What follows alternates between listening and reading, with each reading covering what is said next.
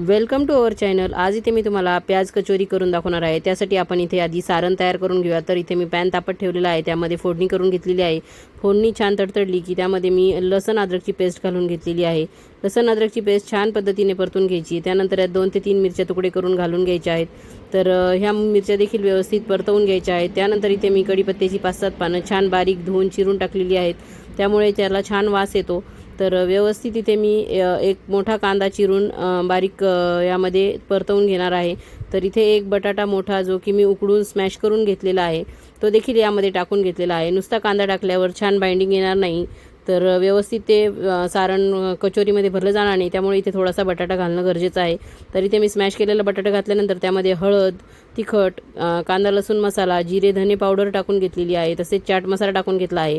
तुमच्याकडे असल्यास तुम्ही काळी मिरी पावडर, काळं मीठ हे देखील टाकून घेऊ शकतात। आज माझ्याकडे ते अवेलेबल नव्हते म्हणून मी इथे ते टाकलं नाही आहे। तर अशा पद्धतीने हे सर्व एकजीव करायचं आहे। यामध्ये आपलं रोजचं खायचं मीठ घालून घ्यायचं आहे चवीपुरतं, आणि त्यानंतर इथे मी कोथिंबीर घालून घेणार आहे।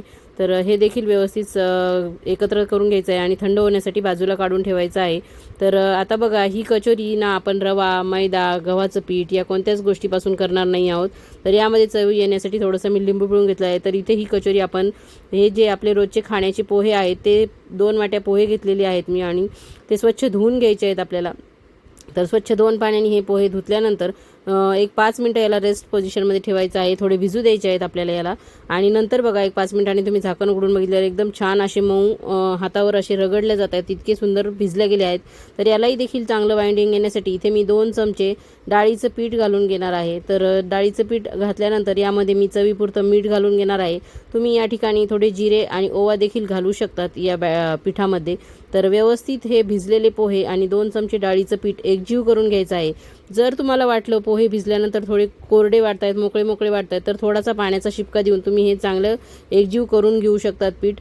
आणि जसं बघा आपण मोदकाची पारी करतो त्याचप्रमाणे छोटे छोटे गोळे घ्यायचे आहेत इथे या पोह्याचे। तर त्यापासून एक छान गोल डो बनवायचा आहे, आणि त्यापासून मस्त आपण मोदकाला जशी पारी करतो तशीच याची पारी करायची आहे। आणि बटाट्याच्या सारणाचे देखील छोटे छोटे गोळे करून ठेवायचे आहेत, आणि हे व्यवस्थित गोळे यामध्ये भरवून ही पारी पूर्णपणे बंद करून घ्यायची आहे।